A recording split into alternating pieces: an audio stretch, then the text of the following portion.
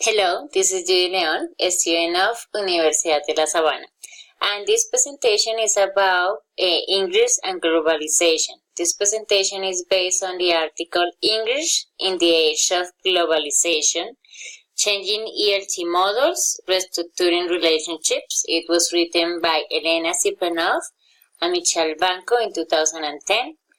They are from the Konstantin the Philosopher University in Slovakia.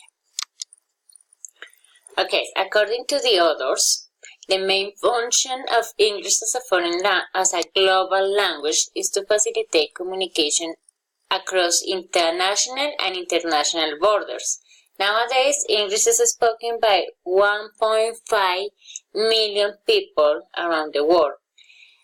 And according to the Cachor's model, English is spoken in two circles. The inner circle, where English is the first language and it is the language of the majority group.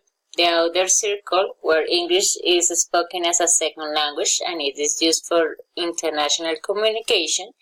And the expanding circle, where English is spoken as a foreign language and it is taught at schools. The others call the inner circle as the context of the center, and the outer circle and the expanding circle as the context of the periphery. So now let's see the term of linguistic imperialism, that is a theoretical construct made by Robert Philipson in 1982. So according to this term, English as a global language is the result of an effort of the English-speaking countries, mainly the UK and the USA, to maintain political and economic control all over the world to promote English. And English is supported by national organizations for the ELT industry, and also English is promoted thanks to local language educational policies in the countries of the periphery. So, English is supported by national organizations such as the British Council, the Peace Corps, and the USIA, that is the United States Information Agency. These organizations are supposed to promote cooperation and education goals, but beyond that, these organizations emerged as a result of foreign policies and economic interests. Regarding the ELT industry, Pennycook states that the ESL and the EFL training market is a great business. So, for example, in 2005, the British Council earned £1 billion of pounds thanks to tuition paid by students, textbook sales, exam administration, and class hours of English. Regarding the local language educational policies in the context of the periphery, the ELT professionalism is key in the promotion of English. And in this context, English is taught at the schools as a school subject, or it is used as a means of instruction. So that happens, for example, here in the bilingual schools or in some universities. Okay, the others discuss the dominant position of English in Africa and Asia. So they state that after some African and Asian countries gained their independence, so they decided to give their native languages and the status of official languages. That happens, for example, in Kenya, Tanzania, and Malaysia. Whereas in other countries such as Ghana, India, and Singapore, after the collapse of the colonial system, they decided to maintain English as the language of financial institutions and education. So English is spoken in the is a powerful language in their society. So according to Crystal, none of the 1,200 native African native languages is used as a medium of instruction in secondary school, and this explains why many languages in that continent have died. Now let's discuss the dominant position of English in Europe. So the authors focus on the students' motivations and students' opinion about English in Europe. And I found out very interesting that students in Europe have a very high opinion of English and a high opinion of the English-speaking countries, as we do here in Colombia and in Latin America. So students there see English as a language that provides prestige, privilege, and material benefits, also as a dividing line between wealthy and poverty. English, German, and French are the most frequent tough languages in Europe. They also see English as a language that can provide better educational and working opportunities. And they see the UK and the USA as countries of economic prosperity, whereas they see their own country as countries with problems of unemployment and poverty. Now, according to Sipanov and Banco, these are the consequences of global English. So the first one is the fragmentation and hybridization of English. The result of this is new Englishes, that is, new varieties of English. So according to Crystal, no one owns English now because the number of non-native English speakers is growing, and they have appropriated the English by adding new lexical items, making changes in pronunciation and grammar, and employing pragmatic local conventions to meet their communicative needs. So there is no like a standard English of native speakers that we need to follow now as English learners. Instead, there are other positions, such as the linguistic pluralism, that advocates for equal acknowledgement of multiple English varieties. And Kanagarajav also proposes the term of mutual intelligibility.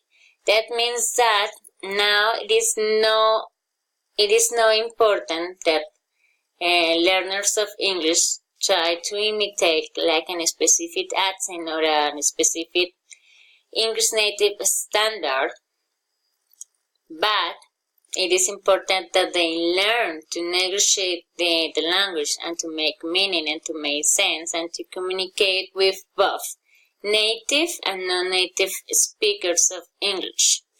So the mutual intelligibility means that speakers are able to understand and to respect each other. Now, let's see global English and ELT. So Sipanova and Banco states that it is important to develop new models of English language teaching. According to Crystal, it is important to prepare students for linguistic diversity, that is to say, to expose learners to as many varieties of English as possible. Because of the new Englishes, because they may need to interact with native but also non-native speakers that are in their local context.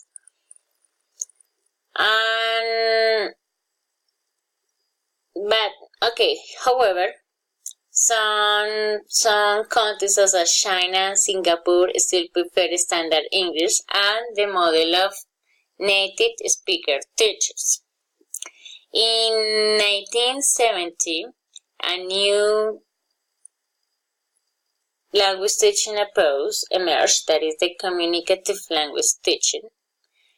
This approach emerged in the USA, that is to say in the English native context, and it aims to use language fluently and appropriately according to the communicative situation.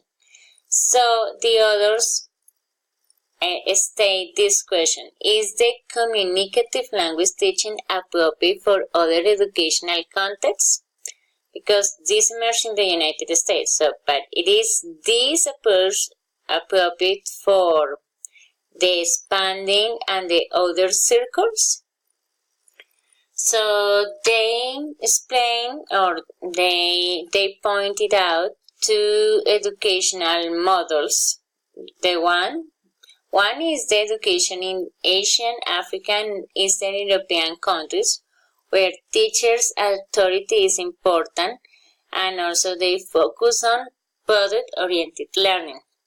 And there is another model, that is Western education, that promotes interaction, cooperation, student-centered learning, and task-based learning. So, the question is communicative language teaching an appropriate approach for these educational models and settings, or it is necessary to make adjustments or to develop new models of ELT?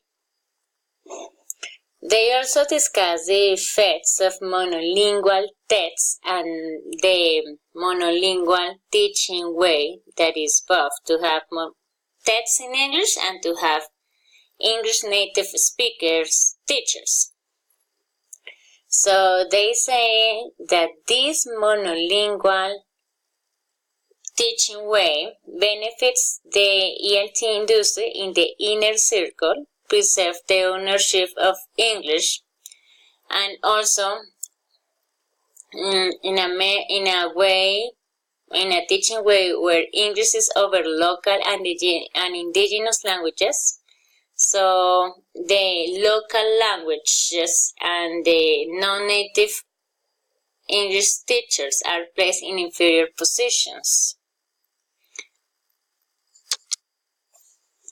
Finally, so they defend the point of restructuring relationships to innovations in the English language teaching, because there is the need to state new learning objectives and to develop new approaches for ELT. So the new learning objectives should be to promote language and cultural awareness. So, for example, the variance model of intercultural communicative competence was taken into account in order to develop the Common European Framework of Reference.